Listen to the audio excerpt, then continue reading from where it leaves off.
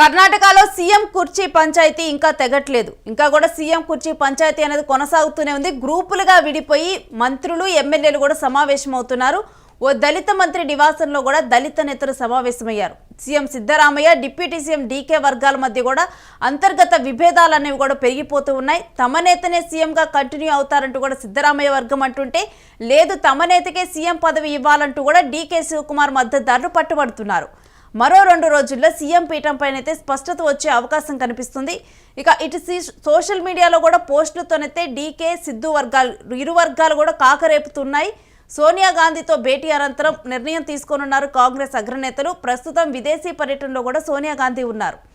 సోనియా గాంధీ విదేశీ పర్యటన నుంచి రాగానే ఈ విషయం మీద అయితే ఒక డెసిషన్కి రానున్నారు. అగ్రనేతలు సోనియా గాంధీతో భేటీ అయి కూడా ఈ విషయం గురించి చర్చించనున్నారు. ఆల్రెడీ కూడా రాహుల్ గాంధీ ఈ అంశం మీద స్పందించటము, డీకేకి ఫోన్ చేసి మాట్లాడటం కూడా జరిగింది.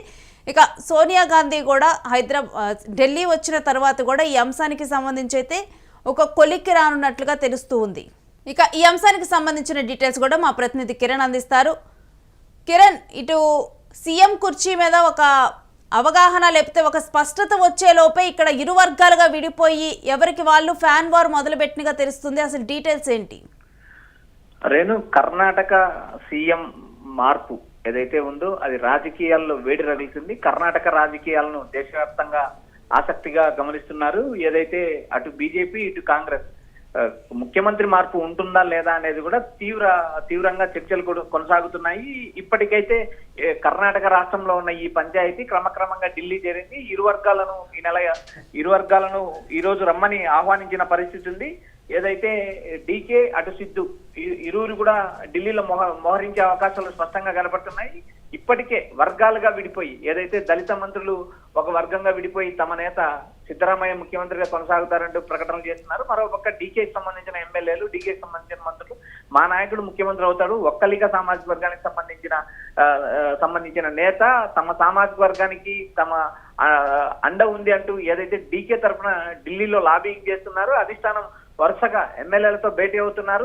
ఎవరెవరు ఏం మాట్లాడుతున్నారో అధిష్టానం ఆరాధిస్తా ఉంది. ఏదైతే ఇప్పటికే రాహుల్ గాంధీ ఢిల్లీ చేరుకున్నారు. ఢిల్లీ చేరుకున్న తర్వాత ఆయన ఏదైతే డీకే శివకుమార్ ఫోన్ చేయడం జరిగింది. నేనున్నాను, మీరు వెయిట్ చేయండి అంటూ రాహుల్ భరోసా ఇచ్చినట్టు మనకు సమాచారం అందుతుంది. అదేవిధంగా రాహుల్ వర్సెస్ సిద్ధరామయ్య మధ్య ట్వీట్ల వర్షం కురుస్తుంది. ఏదైతే నిన్న ఏదైతే డీకే శివకుమార్ మాట నిలబెట్టుకోవాల్సిన అవసరం ఉంది. అది అధినేత అయినా జడ్జి అయినా ఎవరైనా చివరికి నాతో అయినా నేను ఒక మాట మాట్లాడితే దాన్ని నిలబెట్టుకోవాల్సిన అవసరం ఉందంటూ ఆయన వ్యాఖ్యలు చేశారు. మరోపక్క సిద్ధరామయ్య కూడా అందుకు తగ్గట్టు మరో కౌంటర్ కూడా ఇవ్వడం జరిగింది. కర్ణాటక రాజకీయాల్లో డీకే వర్సెస్ సిద్ధు 2 వర్గాలుగా విడిపోయారు.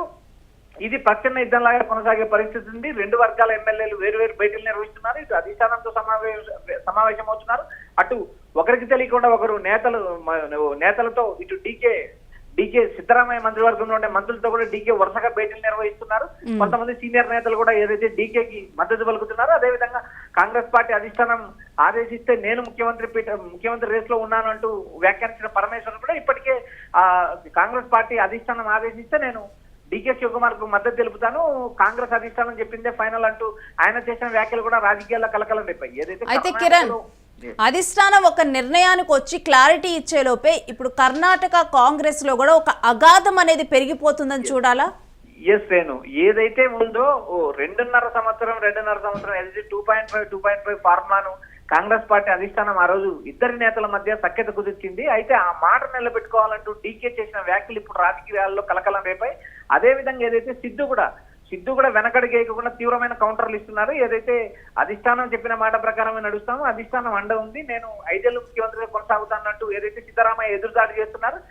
ఇరువురు నాయకుల మధ్య అగాధం పెరిగింది. గతంలో ఉన్న అగాధం ఏదైతే ఎన్నికల ముందు కూడా వీరిద్దరి మధ్య విభేదాలు ఉండేవి. అయితే కాంగ్రెస్ పార్టీ అధిష్టానం ఆ రోజు ఉన్న పరిస్థితుల్లో ఇద్దరిని ఏకతాటిపై నడిపించింది. అదేవిధంగా ఇద్దరి మధ్య సఖ్యత కుదిర్చింది. ఎన్నికల్లో గెలవడానికి ఆ ఫార్ములా పనిచేసింది. అయితే ఎన్నికలు గెలిచిన తర్వాత ఏదైతే 2.5 ఫార్ములాను ఇప్పుడు ఖచ్చితంగా పాటించి తీరాలి. ఏదైతే కాంగ్రెస్ పార్టీ అధిష్టానం ఇచ్చిన మాట నిలబెట్టుకోవాలంటూ డీకే చేసిన ట్వీట్ రాజకీయాల్లో కలకలం రేపింది. అదేవిధంగా ఏదైతే బీజేపీ సున్నితంగా ఈ అంశాలను గమనిస్తుంది.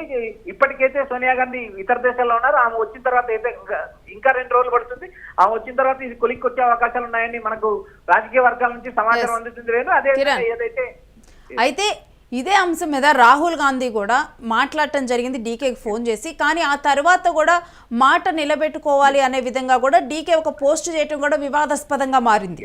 రేణు, ఇక్కడ రాహుల్ గాంధీ ఇతర దేశాల నుంచి వచ్చిన తర్వాత రాహుల్ గాంధీ డీకేకి స్వయంగా ఫోన్ చేశారు. మీరు వెయిట్ చేయండి, నేను చూసుకుంటాను అనే ఒక వ్యాఖ్య చేశాడని మనకు రాజకీయ వర్గాల నుంచి సమాచారం ఉంది. అదే విధంగా ఏదైతే సిద్ధరామయ్య కూడా అందుకు తగ్గట్టుగానే కౌంటర్ ఇచ్చారు. అయితే ఇప్పటికీ సోనియా గాంధీ ఇతర దేశాల్లో ఉన్నారు. ఆమె ఇతర దేశాల నుంచి వచ్చిన తర్వాత ఈ పీఠంపై కొలిక్కొచ్చే అవకాశాలు ఉన్నాయి. ఏదైతే రాహుల్ గాంధీ వచ్చిన తర్వాత దీనిపైన క్లారిటీ వస్తుందని గతంలో మల్లికార్జున ఖర్గే చెప్పడం జరిగింది. అయితే రాహుల్ కూడా ఈ పీఠముడిని ఎలా విప్పాలో అర్థం కాక మళ్ళీ సోనియా గాంధీ కోసం వెయిట్ చేసే పరిస్థితులు ఏర్పడ్డాయి. ఎందుకంటే వీరి ఇరువురు నాయకుల మధ్య అగాధం చాలా దూరం వెళ్ళింది. ఇందులో బీజేపీ సున్నితంగా గమనిస్తుంది. అదేవిధంగా ఏదైతే డీకే ఎమ్మెల్యేలు, ఇటు సిద్ధరామయ్య ఎమ్మెల్యేలు వేరుగా గ్రూపులు తయారయ్యి ఒకరిపై ఒకరు తీవ్ర విమర్శలు చేసుకుంటున్నారు. అదేవిధంగా ఏదైతే ఇరు నాయకులకి, ఏదైతే డీకేకి ఇటు సిద్ధరామయ్యకి ఇద్దరికి జనాల్లో యాక్సెప్టెన్స్ ఉంది. సిద్ధరామయ్య అహింద ఏదైతే బీసీ సామాజిక వర్గానికి, కుర్మ సామాజిక వర్గానికి సంబంధించిన నేత అయినప్పటికీ ఆయన ఇతర కులాలను, ఏదైతే బీసీ సామాజిక వర్గంలో ఇతర వర్గాలను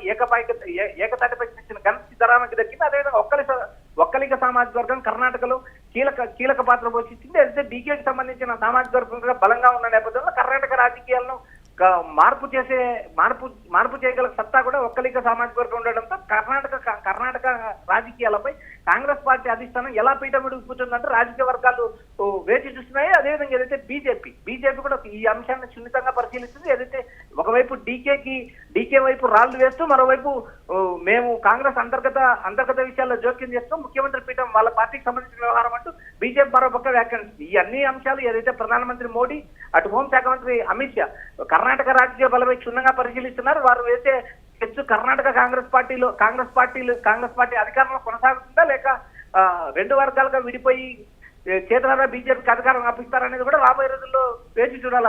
Renu, right, thanks for the details Kiran. ఇక అధిష్టానం ఒక నిర్ణయం తీసుకునే లోపే ఇక్కడ CM Siddaramaiah, deputy CM DK వర్గాల మధ్య అయితే ఒక పోరే జరుగుతుంది. ఇరు వర్గాల మధ్య కూడా అంతర్గత విభేదాలు అనేవి కూడా పెరిగిపోతూ ఉన్నాయి. ఇప్పటి వరకు కూడా కొంతమంది డిప్యూటీ సీఎంకి సపోర్ట్ చేసేవాళ్ళు, కొంతమంది సీఎంకి సపోర్ట్ చేసేవాళ్ళుగా ఉన్నారు. ఇప్పుడు ఏమవుతుందంటే ఈ సపోర్ట్ కాస్త కూడా ఎవరికి వాళ్ళు భేటీలు అవ్వటాలు, ఎవరికి వాళ్ళు భేటీ అయ్యి కూడా వాళ్ళ సపోర్ట్ తెలియజేయటాలు, వీటన్నిటి నేపథ్యంలో కూడా ఇది పార్టీలోనే తీవ్ర అంతర్గత విభేదాలకు దారితీసే పరిణామాలు కనిపిస్తున్నాయి. ఇక తమ నేతనే సీఎంగా కంటిన్యూ చేయాలంటూ కూడా సిద్ధరామయ్య వర్గం, ఆయనే కంటిన్యూ అవుతారంటూ కూడా వాళ్ళు మాట్లాడుతూ ఉన్నారు. ఇక తమ నేతకే సీఎం పదవి ఇవ్వాలి, ఇచ్చిన మాట నిలబెట్టుకోవాలంటూ కూడా డీకే శివకుమార్ మద్దతుదారులు డిమాండ్ చేస్తూ ఉన్నారు. ఇప్పటికే ఈ విషయం మీద ఒకవైపు రాహుల్ గాంధీ మాట్లాడినప్పటికీ కూడా దీని మీద ఏ స్పష్టత అయితే రాలేదు. ఎందుకంటే ఆ తర్వాత కూడా డీకే శివకుమార్ కూడా ఇచ్చిన మాట నిలబెట్టుకోవాలి అనే మీనింగ్ వచ్చే విధంగా కూడా ఒక పోస్ట్ చేయడం కూడా సంచలనంగా మారింది. ఇక దీన్ని బట్టి అర్థమైంది ఏంటంటే ఇప్పటికీ కూడా అధిష్టానం ఏదైతే గతంలో మాట ఇచ్చిందో 2.5 సంవత్సరాల తర్వాత పవర్ షిఫ్టింగ్ అనే అంశం మీద కూడా ఇప్పటికీ కూడా అధిష్టానంలో కూడా ఒక క్లారిటీ లేదు. అందుకనే ఇంకా కూడా వీళ్ళకి ఎటువంటి మాట కానీ దీని మీద ఎటువంటి విషయం కానీ ఇంకా పూర్తిగా కూడా చెప్పలేకపోయారంటూ కూడా మాట్లాడటం జరిగింది. ఇక ఇప్పుడు సోనియా గాంధీ ఢిల్లీ వచ్చిన తర్వాత, విదేశీ పర్యటనలో ప్రస్తుతం సోనియా గాంధీ ఉన్నారు. తాను ఢిల్లీ వచ్చిన తర్వాత కానీ ఈ విషయం మీద ఒక కొలిక్కి రానున్నట్లుగా తెలుస్తుంది. ఎవరు కూడా ఇప్పటికైతే కాంగ్రెస్లో అధిష్టానంలో ఉన్నటువంటి పెద్దలు ఎవరు కూడా ఈ విషయం మీద కూడా వాళ్ళకి కూడా ఈ చిక్కుబిడిని ఎలా విప్పాలి అనే విషయం కూడా వాళ్ళకి కూడా అంతుపట్టడం లేదు. ఇక సోనియా గాంధీ వచ్చిన తర్వాతే ఈ అంశం మీద మరి సిద్ధరామయ్యే సీఎంగా కంటిన్యూ అవుతారా, లేకపోతే డీకే శివకుమార్ డిప్యూటీ సీఎంగా ఉన్న డీకే శివకుమార్ సీఎం పదవికి వెళ్తారా అనేది కూడా ఈ ఉత్కంఠకి తెరపడనుంది ఇంకా.